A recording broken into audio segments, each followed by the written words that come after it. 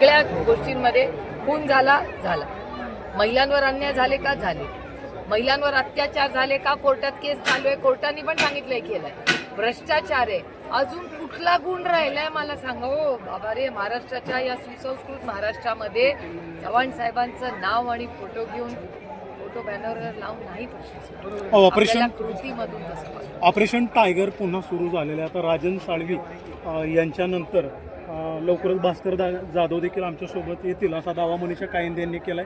कसं बघताय एकंदरीत हे सगळे प्रवेश होत आहेत, कुठेतरी महाविकास आघाडी डॅमेज करण्याचं काम सुरू आहे. मागेही झालं होतं, त्याच्यामुळे काही नवीन नाही, पार्ट 2 असेल. इंदापूर तालुक्यामध्ये जलजीवन मिशनचे अनेक कामं रखडल्यात. त्या ठेकेदारालाच आपण कुठं काम केलेलं माहीत नाही. त्या पाठोपाठ घरकुलामध्ये मोठा भ्रष्टाचार होतोय, हप्ते काढण्यासाठी पैसे मागितले जातात आणि अशा अनेक प्रकार इंदापूरमध्ये होतात. ह्याबद्दल तुम्ही काय म्हणता?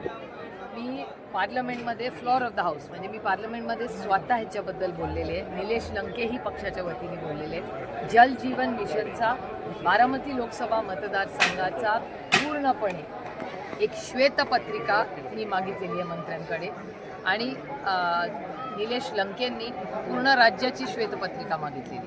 त्यामुळे राष्ट्रवादी काँग्रेस पक्ष आदरणीय शरद पवार साहेबांच्या नेतृत्वाखाली अशा ज्या फसवणूक ज्या होत आहेत, सर्वसामान्य कष्टाचे पैसे तुम्ही सगळे टॅक्स भरतात, त्याच्यातूनच हा निधी येतो. आणि जल जीवन मिशन मध्ये जे आरोप प्रत्यारोप होत आहेत आणि काम ग्राउंडवर कुठेही दिसत नाहीये, हे खूप दुर्दैवी. आणि तुम्ही जर बजेट पाहिलं तर जवळपास 41% निधी जल जीवन मिशनचा ह्या देशात खर्च झालेला नाही. याचं कारण असं, राज्यांनी तो नीट खर्च केलेला नाही. प्रत्येक ठिकाणी इन्क्वायरी लागली आणि पैसे थांबवले गेले. अनेक गावात काम. मी स्वतः CR पाटलांशी बोलले. मी जाहीरपणे, ते जरी भारतीय जनता पक्षात असले तरी मी CR पाटलांचे अतिशय विनम्रपणे आभार मानेन. कारण का मी जेव्हा त्यांना सांगितलं की माझ्या लोकसभा मतदारसंघात अशा घडत आहे, म्हणले सुप्रिया तू काळजी करू नको, मी सगळं काम थांबवीन. जोपर्यंत आपल्याला पारदर्शक कारभार होत नाही तोपर्यंत निधी महाराष्ट्राला मिळणार नाही. त्याच्यामुळे मला इतकं कौतुक वाटलं. जरी आम्ही विरोधात काम केलं, अच्छे को अच्छा बोलण्याची. CR पाटलांचे मी जाहीर आभार मानते की त्यांनी मला सांगितलं जल जीवन मिशनचा एकही पैसा वाया मी जाऊ देणार नाही.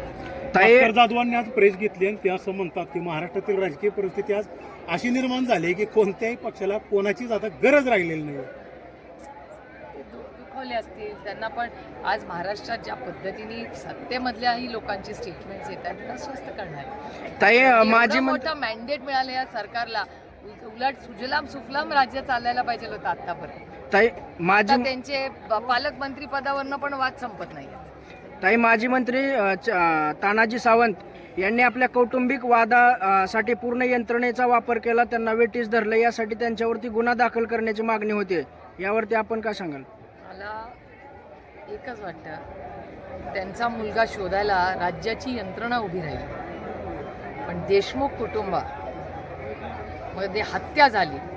5वा जो खुनी आहे तो 60 दिवस नाही, आज 60 दिवसाहून जास्त 63 दिवस झाले कुणी सापडत नाही. म्हणजे एका मोठ्या नेत्याचा, मंत्र्याचा मुलगा शोधायला राज्याची यंत्रणा उभी राहते, पण देशमुख कुटुंबाला न्याय मागण्यासाठी ती पोरं रोज रडतायत, त्यांना न्याय मिळत नाही. तो 5वा माणूस अजूनही सापडल्याने किती दुर्दैवी आहे माझं. तर पवार साहेबांनी एकनाथ शिंदेंचा सत्कार केला आणि त्यावरून कुठेतरी आता संजय राऊत नाराज झाले. गेले 2 दिवस झालं हे सगळं मीडियासमोर येतंय आणि ते म्हणतात की ज्यांनी आपलं सरकार पाडलं त्यांचा सत्कार करायला जाणं योग्य नव्हतं.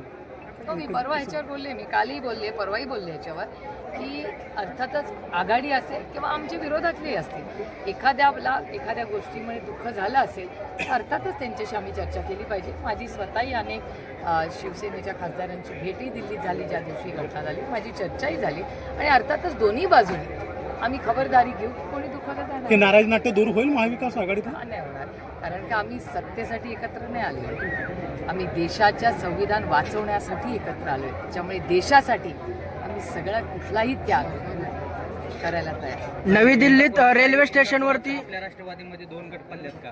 कारण तालुका अध्यक्ष कुठं दिसत नाही आणि बॅनरवरही दिसत नाही. तालुका अध्यक्ष मला सांगूनच आज दुसरीकडे गेलेत. माझं स्वतःच त्यांच्याशी बोलणं झालं, त्याच्यामुळे आता आले ऑलरेडी.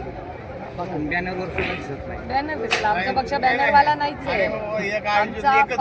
आमचा पक्ष बॅनरबाजीवर विरोध नाही. मी स्वतः बॅनरच्या विरोधात आहे. मी सगळ्यांनाच सांगते बॅनर लवकर नका. ताई- माझं भाषण अनेक वेळा झालं. विधानसभेला आपल्या विरोधात काम केलेलं आज आपल्या आजूबाजूला दिसत आहे. सगळ्याच पक्षाबरोबर आले. मग ते त्यांच्याकडे आपल्या नेतृत्वावर त्यांना विश्वास नव्हता का? नाही, लोकसभेला पण असंच झालं ना. नाही तर 26,000 प्लस झाले असते. विधानसभेला आपल्या नेतृत्वावर विश्वास ठेवला नाही. असं काही नसतं. इलेक्शन मतदान लोक करतात आणि मी सांगू सगळं नेत्यांवरच झालं असतं ना तर मी निवडून आले असते. मायबाप जनता उसकी ताकद है. आम्ही फक्त निमित्त आहोत. ते मतदार राजा आहेत. त्या इंदापूरमध्ये सुरू असलेल्या शरद कृषी महोत्सवामध्ये विशेष करून पहिल्यांदाच AI तंत्रज्ञान या ठिकाणी जे आयोजक आहेत त्यांनी शेतकऱ्यांसाठी आत्मसात करण्यासाठी काही त्या ठिकाणी चर्चासत्र आयोजित केली होती आणि पहिल्यांदा AI तंत्रज्ञानाचं यामधून हे केलं म्हणजे इंदापूर कसं बघतो तुम्ही या? नाही त्याचं स्वागतच करतो कारण की ह्या देशामध्ये मायक्रोसॉफ्टचे अध्यक्ष जेव्हा आले होते 1 महिन्यापूर्वी तेव्हा त्यांनी त्यांच्या भाषणात संपूर्ण देशामध्ये बारामतीचं कौतुक केलं.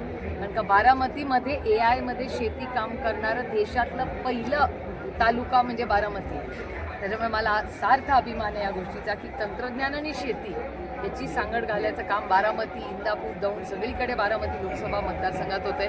त्याबद्दल मी आयोजकांचे आणि शेतकऱ्यांचे विनम्रपणे आभार मानते की हा बदल आत्मसात करून पुढे जायची आणि बदल घडवण्याची ताकद ह्या सगळ्यांनी दाखवली. कौतुकास्पद गोष्ट. ताई, नवी दिल्ली रेल्वे स्टेशनवरती चेंगराचेंगरी झालेली आहे. बरेच नागरिक भाविक तिथे हे झालेले आहेत. याविषयी हे खूप दुर्दैवी घटना आहे. अतिशय मी मगाशी बोलले सगळं.